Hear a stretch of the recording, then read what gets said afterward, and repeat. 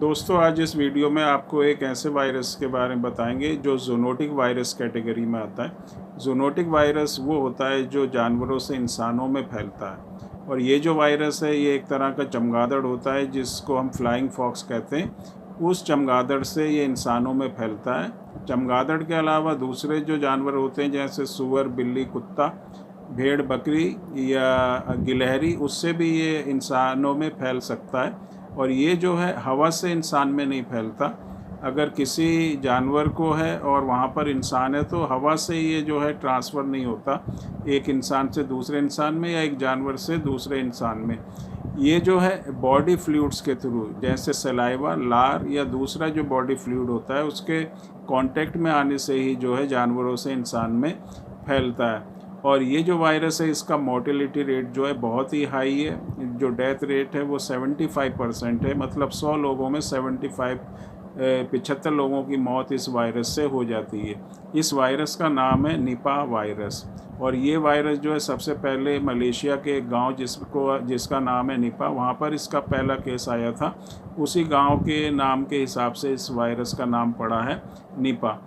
इस वायरस के जो सिम्टम्स होते हैं वो ये होते हैं, जिसको अगर इन्फेक्शन होता है निपाह वायरस का तो ये जो दिमाग के ऊपर असर करता है, दिमाग में सूजन होना, इंसेफेलाइटिस होना, उसके अलावा जो है घबराहट होना, बेचैनी होना, उसके सांस लेने में परेशानी होना, बहुत ज़्यादा कमज़ोरी होना, जो हमारी बॉडी है उसमें पेन होना, इस तरह के सिम्टम्स दिखाई देते हैं। इन्फेक्शन ज़्यादा जैसे जैसे बढ़ता रहता है तो सिम्टम चेंज होते रहते हैं। उसके बाद जो है पेट में दर्द होना और उल्टी होना, और जब ज़्यादा इन्फेक्शन फैल जाता है तो दौरे, फिट्स पड़ना और कोमा में इंसान का चला जाना। और जब इंसान कोमा में चला जाता है तो वहाँ से रिकवरी होना जो है बहुत ही मुश्किल होता है। इसीलिए इस वायरस से हमको बचाना बहुत ही ज़रूरी है। ये मैंने आपको इसके कॉज बताए, किस तरह से होता है, ये फैलता है और इसके क्या सिम्टम्स होते हैं। अब क्या कोई ऐसी मेडिसिन है जिससे हम अपने आप को इस वायरस से बचा सकते हैं, या अगर इसका इन्फेक्शन हमारी बॉडी के अंदर होता है तो उसकी सीवियरिटी, इंटेंसिटी को हम कम कर सकते हैं? तो होम्योपैथिक मेडिसिन में एक मेडिसिन है जिसको अगर आप यूज़ करेंगे तो आप इस वायरस से बचे रहेंगे, और अगर आपको इन्फेक्शन हुआ है तो उसकी जो सीवियरिटी है, इंटेंसिटी है, वो कम होगी और ये काफ़ी फ़ायदा आपको पहुंचाएगी। इस होम्योपैथिक मेडिसिन का नाम है बेलाडोना।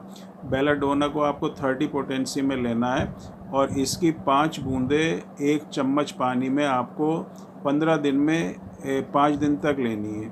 5 बूंदें 5 दिन, हर 15 दिन आपको इस तरह से रिपीट करना है। ये जो है तरीका, ये प्रिवेंशन के लिए है। अगर कहीं पर भी निपाह वायरस फैला हुआ है तो आप इस तरह से इस मेडिसिन को यूज़ करें।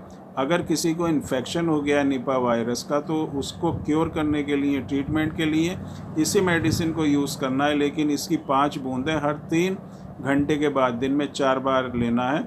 और इस तरह से अगर किसी को इन्फेक्शन होता है निपाह वायरस का और वो दिन में 4 बार इस बेलाडोना 30 मेडिसिन को लेता है तो उस इन्फेक्शन को बहुत हद तक वो रिकवर करेगा, और उसकी जो इंटेंसिटी है वो जो है कम होगी, और दिमाग पे जो असर होता है वो नहीं होगा, और जो है चक्कर आना, बेहोशी होना, कोमा में चला जाना, इस तरह की कंडीशन नहीं आएगी।